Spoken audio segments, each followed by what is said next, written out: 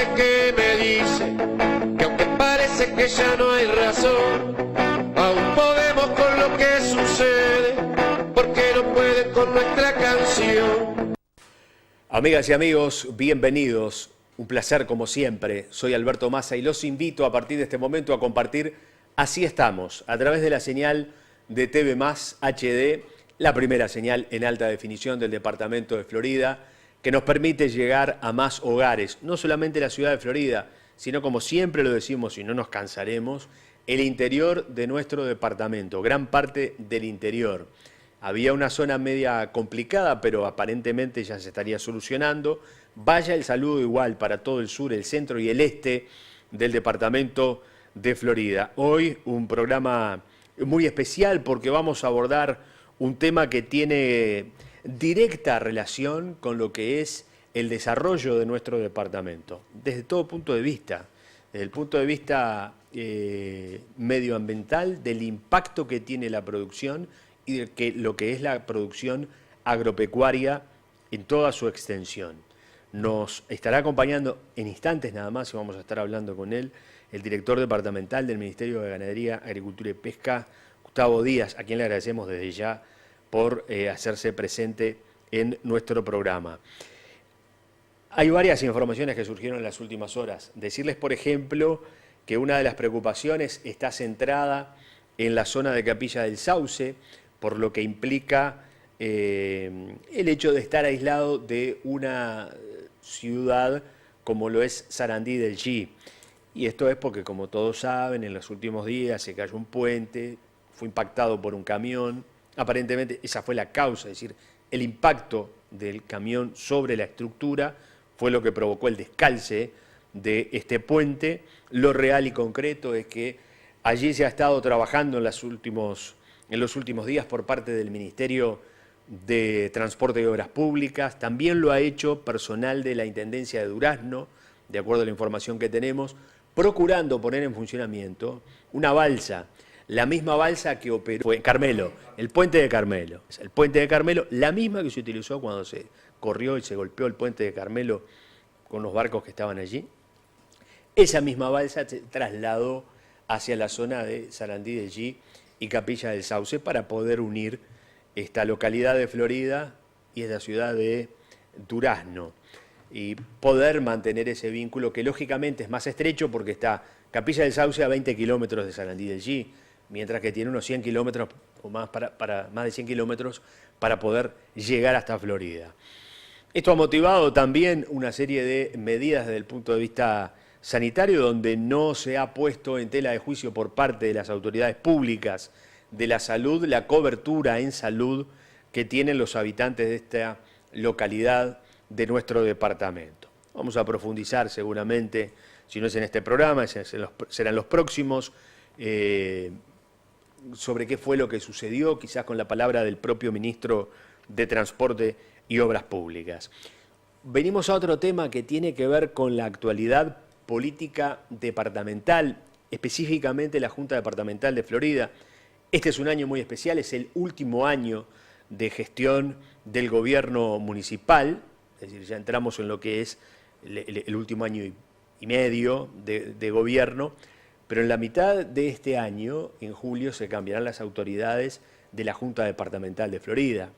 De acuerdo a la información que tenemos, sí está claro que la presidencia será una vez más para el Partido Nacional.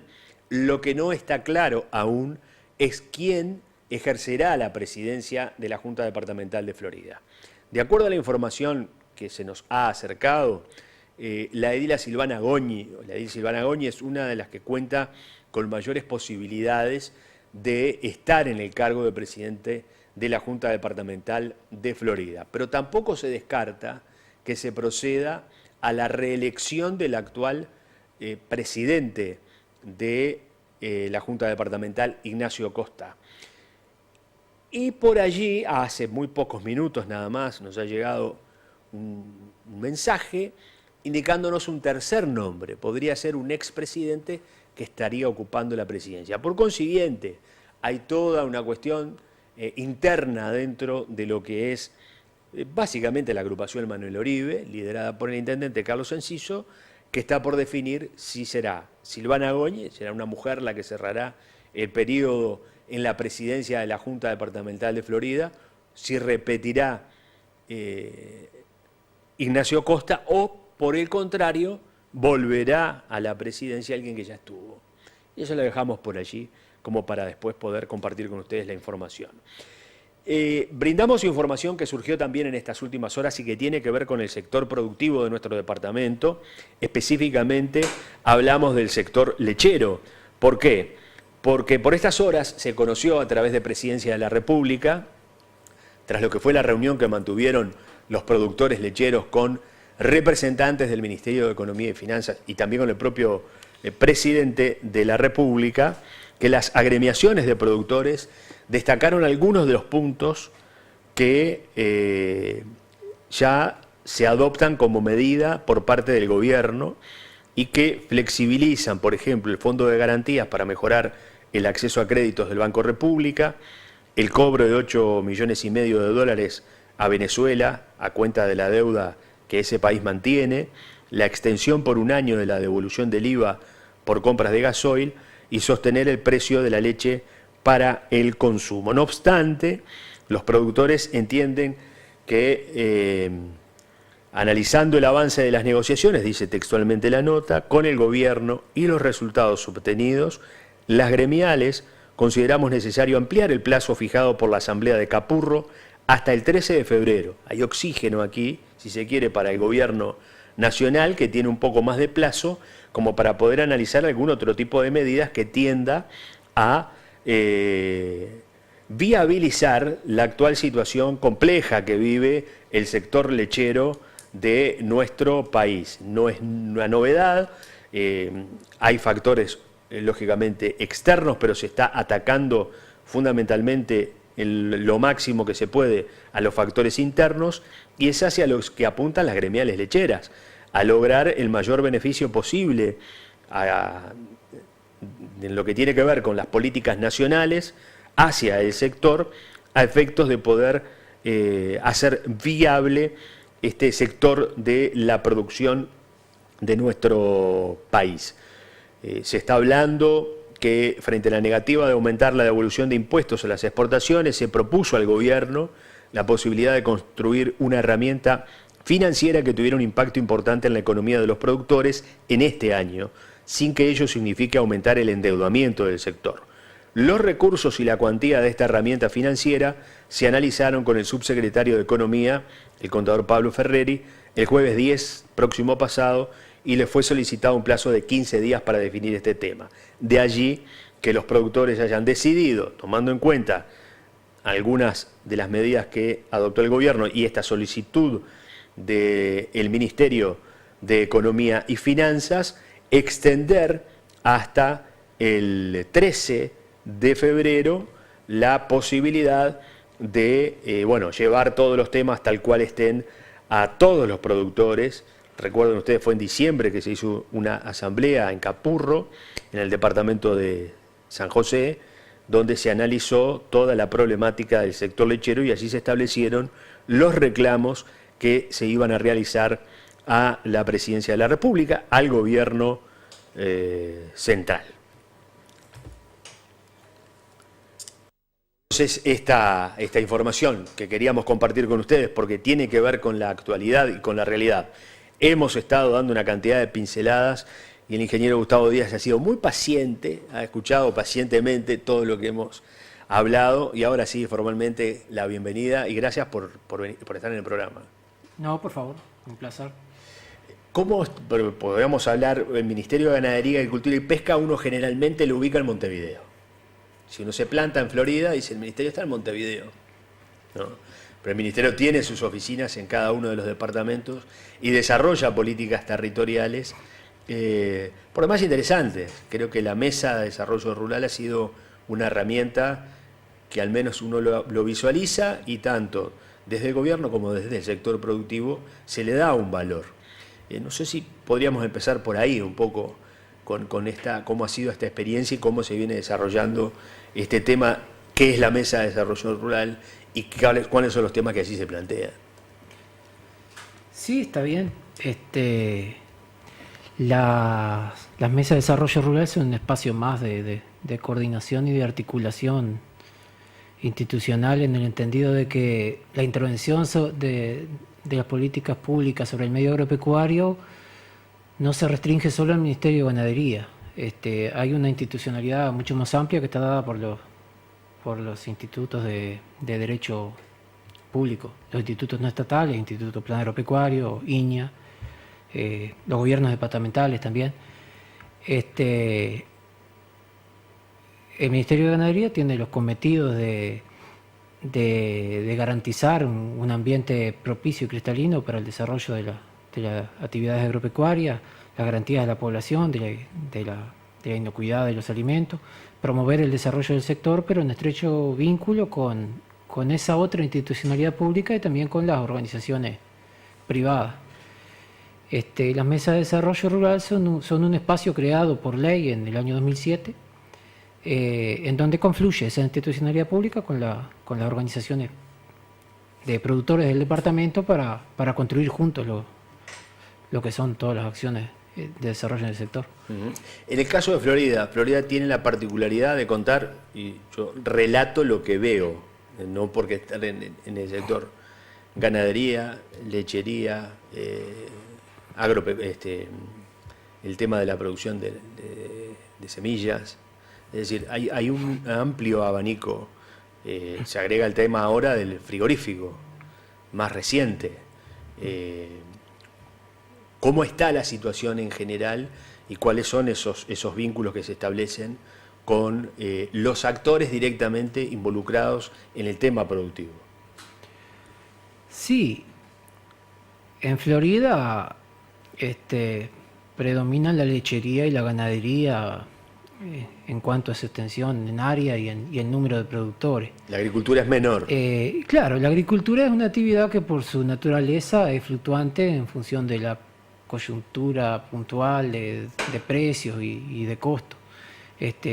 Tuvo un auge muy importante en estos años anteriores, últimamente se contrajo un poco.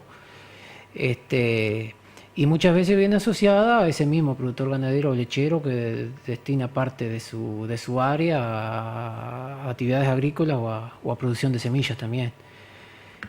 ¿Cómo trabaja el ministerio en los distintos departamentos? Lo que tú decías de que estamos obviamente dispersos en oficinas en todos los departamentos, en varios departamentos con más de una oficina por departamento.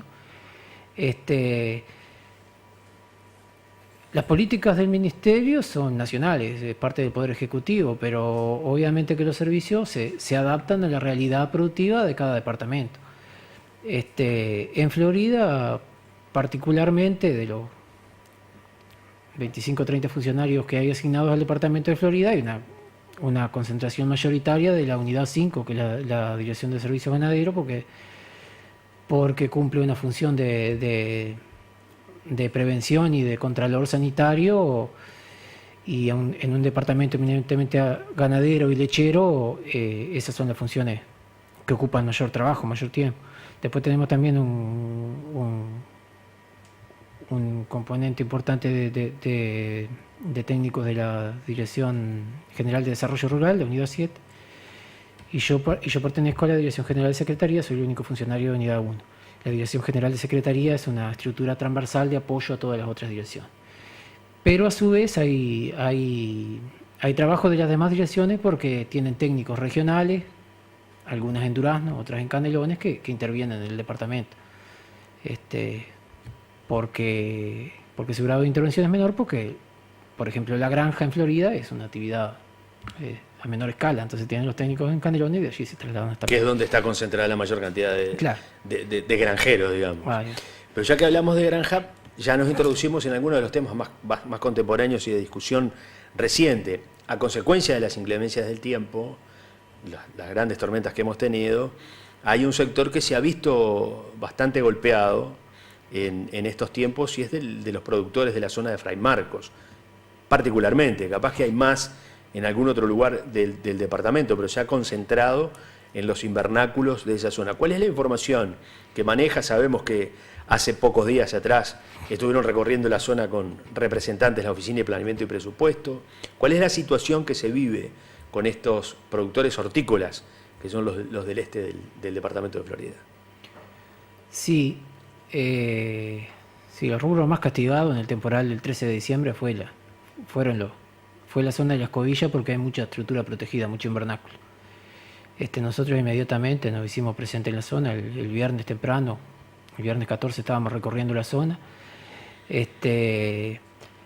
La mayoría de los productores de esa zona tienen una larga experiencia de trabajo en la horticultura y en general han tomado las herramientas que existen para este tipo de emergencias, como son los seguros. Entonces nos encontramos con la mayoría de los productores que estaban cubiertos por seguro. Hay algunos casos en que el seguro era parcial, porque el seguro se hace por estructura, por invernáculo.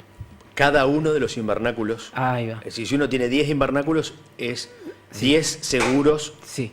distintos, digamos. Entonces hubo algún productor que tenía 5 invernáculos asegurados y los otros 5 no, y le agarró alguno de los que no estaban asegurados. El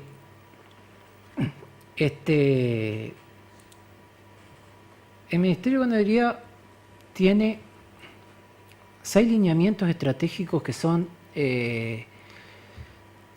consignas con las cuales ordena su trabajo. Para la gestión 2015-2020 se han definido esos 6 lineamientos, y uno de ellos es la mitigación del impacto ambiental y la adaptación al cambio climático. Bueno, en ese aspecto se ejercen acciones en los distintos rubros, y para el caso de la granja, lo que se está promoviendo es el uso de seguro. Entonces, la Dirección General de la Granja, a través del Fondo Nacional de la Granja, subsidia el pago de la póliza de los productores. O sea, para el caso de los productores familiares, el 90% del costo de la póliza es pago por el Fondo Nacional de la Granja. O sea, el productor le queda pagar solo el 10%. Bueno, esto ha llevado a que productores profesionalizados en el rubro hayan adoptado la herramienta. El seguro. Seguro. Van derecho al seguro. Ahí va. De los 25, 26 denuncias, encontramos una situación que no estaba Marco, en la zona de la escobilla. Que no estaba en absoluto asegurado, porque no estaba registrado, porque obviamente para acceder a este tipo de beneficios uno tiene que estar en regla, tiene que estar registrado como productor hortícola, porque por supuesto que se promueve la formalización. La formalización de los productores. Igualmente, para este tipo de situaciones que te planteaba, por ejemplo, sea en forma extraoficial de un productor que lo visitó la aseguradora el miércoles y el jueves tuvo daño por piedra, y los primeros 5 días no se computan. No se computan. Eso es ligar mal. Una persona que tuvo toda la actitud de asegurarse, que además es una persona que estaba formalizado como productor, que nunca tuvo un problema, y ligó mal. Claro. ¿Y qué pasa con eso? ¿Hay solución? ¿Hay salida? La DIGEGRA propuso a la Junta Nacional de la Granja. Este tipo de decisiones pasan por la Junta Nacional de la Granja, donde están representados los mismos productores, y se apuesta a que las decisiones sean tomadas en conjunto con la misma población de afectados en estos casos. Propuso la Junta Nacional de la Granja el otorgamiento de un crédito con 1 año a 36 meses, con los primeros 12 meses de gracia, y el Fondo Nacional de la Granja paga los intereses. O sea, 1 año de gracia, el productor empieza a pagar recién el segundo año, y no paga los intereses de todo el primer año porque los paga el Fondo Nacional de la Granja. Eso se propuso. Se propuso, y en comisión ya fue aceptado. No tengo claro si la Junta, porque primero se tratan estos temas en comisión y después se llevan al Pleno de la Junta. No tengo claro si el Pleno de la Junta ya lo aprobó.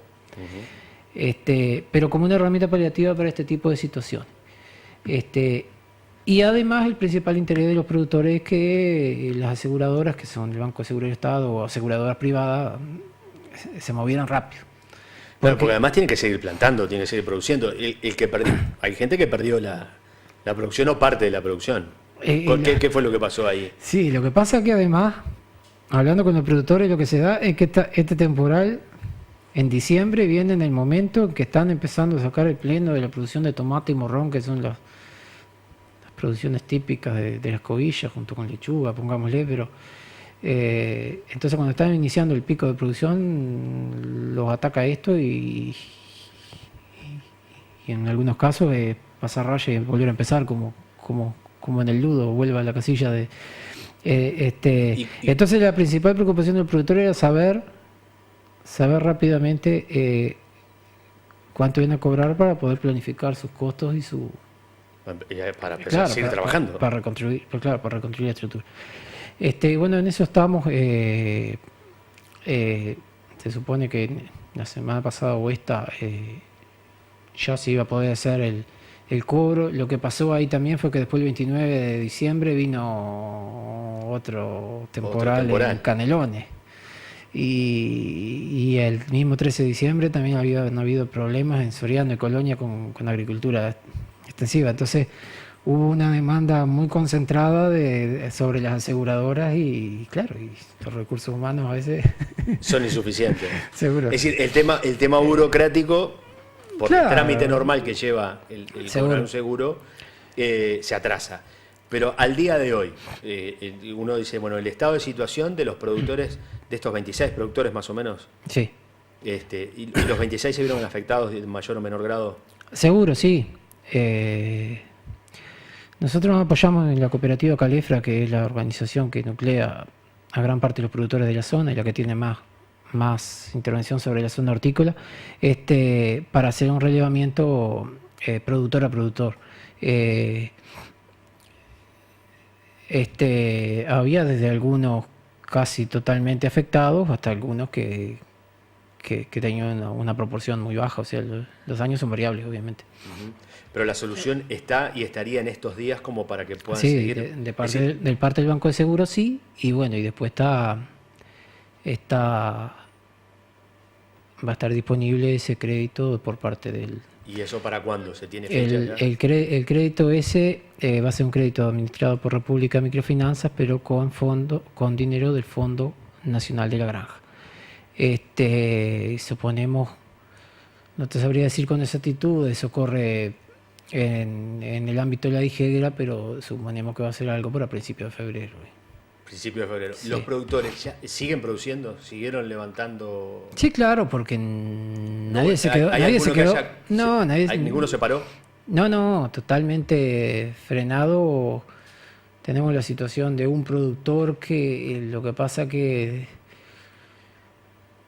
no estaba registrado como tal, no tenía abierta la empresa. Ese es un caso medio complicado, porque era una persona que recién se estaba iniciando en la actividad. Y es el problema que tenemos más en estudio, que no sabemos cómo encarar, porque claro, un productor que no estaba formalizado como tal. Los demás sí están encaminados. Pero claro, los demás son personas también,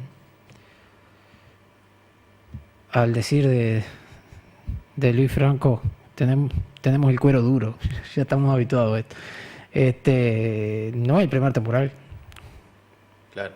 Es una de las variables de la producción que están, ¿Y se ha están estudiado acostumbrados o hay soluciones para que, por ejemplo, la forma de producción con este tipo de temporales se pueda seguir haciendo sin que lo rompa? No, No hay chance. La horticultura protegida hoy es un tema tecnológico lo que me estás preguntando, es bajo nylon. Bajo nylon, no hay otra. Sí, en algunas partes del mundo se produce horticultura bajo vidrio, pero a unos costos en los cuales en Uruguay sería inviable hacerlo. Estamos hablando de países que venden su horticultura en la vuelta de Europa, en la periferia de Europa, a precios mucho más altos de lo que puede producir el productor uruguayo, que básicamente vende para el mercado interno. Bien, nos interesaba repasar esta situación porque ha sido de aflicción en las últimas semanas para este sector de la producción del departamento, y vamos a ir a hablar de otros temas que tienen que ver. A tocar el ministerio. Una pequeña cosa cerrando este tema, es que también hubieron algunos daños en productores lecheros de la colonia 33 Orientales, básicamente. Voladuras de chapa y eso que como son colonos del Instituto Nacional de Colonización, lo están manejando a través del Instituto Nacional de Colonización, que ha tomado algunas medidas de deducción de los costos de reparación de las estructuras de la renta y apoyándolos de esa forma. Por eso te digo que a veces tratamos de trabajar coordinadamente, porque estas cosas, a veces la solución puede no necesariamente estar a través del Ministerio, sino a través de otros institutos. Bueno, este es un caso típico. Era más fácil de trabajar a través de colonización, porque colonización tiene un vínculo directo, son productores colonos que trabajan en tierra de colonización. Perfecto, queda claro entonces. Pequeños productores de colonización que también de la colonia están 33. Recibiendo asistencia. Ya vamos a seguir hablando, ingeniero Gustavo Díaz, sobre estos temas. Pausa y ya seguimos con más Así Estamos.